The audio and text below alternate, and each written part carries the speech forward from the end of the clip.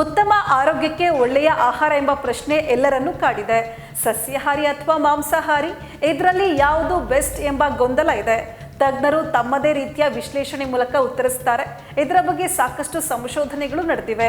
ಇತ್ತೀಚಿನ ಅಧ್ಯಯನವೊಂದು ಪ್ರತಿದಿನ ಕೋಳಿ ತಿನ್ನೋರ್ಗೆ ಎಚ್ಚರಿಕೆ ನೀಡಿದೆ. ಅಧ್ಯಯನ ಏನು ಹೇಳುತ್ತೆ ಅಂತ ನೋಡೋದಾದ್ರೆ, ಇಟಲಿಯ ನ್ಯಾಷನಲ್ ಇನ್ಸ್ಟಿಟ್ಯೂಟ್ ಆಫ್ ಗ್ಯಾಸ್ಟ್ರೋಎಂಟರಾಲಜಿಯ ಸಂಶೋಧಕರ ಪ್ರಕಾರ ಹೆಚ್ಚು ಕೋಳಿ ಮಾಂಸ ತಿನ್ನೋದು ಅಪಾಯಕಾರಿ. ವಾರಕ್ಕೆ 300 ಗ್ರಾಂಗಿಂತ ಹೆಚ್ಚು ಕೋಳಿ ಮಾಂಸ ತಿಂದರೆ ಹೊಟ್ಟೆ, ಕರುಳಿಗೆ ಸಂಬಂಧಪಟ್ಟ ಕಾಯಿಲೆಗಳು ಬರ್ತವೆ. ಆದ್ರಿಂದ ಕ್ಯಾನ್ಸರ್ ಬರುವ ಅಪಾಯ ಹೆಚ್ಚಿದೆ ಅಂತ ಹೇಳಿದೆ. ಇಷ್ಟು ದಿನ ಕೆಂಪು ಮಾಂಸ ತಪ್ಪಿಸಬೇಕು, ಕೋಳಿ ಮಾಂಸ ಉತ್ತಮ ಆಯ್ಕೆ ಅಂತ ನಂಬಲಾಗಿತ್ತು. ಆದರೆ ಈ ಅಧ್ಯಯನ ಜನರ ನಂಬಿಕೆಯನ್ನ ಸುಳ್ಳು ಮಾಡಿದೆ. ಕೋಳಿ ಮಾಂಸ ಯಾಕೆ ಅಪಾಯಕಾರಿ ಅಂತ ನೋಡೋದಾದ್ರೆ, ಕೋಳಿಯನ್ನ ಹೆಚ್ಚಾಗಿ ತಿನ್ನೋದ್ರಿಂದ ಜೀರ್ಣಾಂಗ ವ್ಯವಸ್ಥೆಯ ಮೇಲೆ ಗ್ಯಾಸ್ಟ್ರೋ ಇಂಟೆಸ್ಟಿನಲ್ ಕ್ಯಾನ್ಸರ್ ತೂಗುಗತಿಯ ಅಪಾಯ ಹೆಚ್ಚಿದೆ ಎಂಬುದನ್ನು ಸಂಶೋಧಕರು ಕಂಡುಕೊಂಡಿದ್ದಾರೆ. 20 ವರ್ಷಗಳ ಅವಧಿಯಲ್ಲಿ 4869 ವಯಸ್ಕರ ಡೇಟಾ ಅಧ್ಯಯನ ಮಾಡಲಾಗಿದೆ. ಹೆಚ್ಚು ಕೋಳಿ ಮಾಂಸ ಸೇವಿಸಿದವರಿಗೆ ಅಕಾಲಿಕ ಮರಣದ ಅಪಾಯವೂ ಹೆಚ್ಚಿದೆ.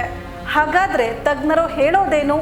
ನೀವು ಯಾವುದೇ ಆಹಾರ ಸೇವಿಸಿ, ಅದು ಸಸ್ಯಾಹಾರ ಆಗಲಿ ಅಥವಾ ಮಾಂಸಾಹಾರ ಆಗಲಿ, ಆದರೆ ನಿಮ್ಮ ಆಹಾರದಲ್ಲಿ ಸಮತೋಲನ ಇರಲಿ. ಮಾಂಸಾಹಾರ ಸೇವನೆಯಿಂದ ಹೃದಯ ಬಡಿತ ಹೆಚ್ಚುತ್ತೆ. ಹೆಚ್ಚು ಕೋಳಿ ಮಾಂಸ ತಿನ್ನೋದು ಆರೋಗ್ಯಕ್ಕೆ ಒಳ್ಳೆಯದಲ್ಲ.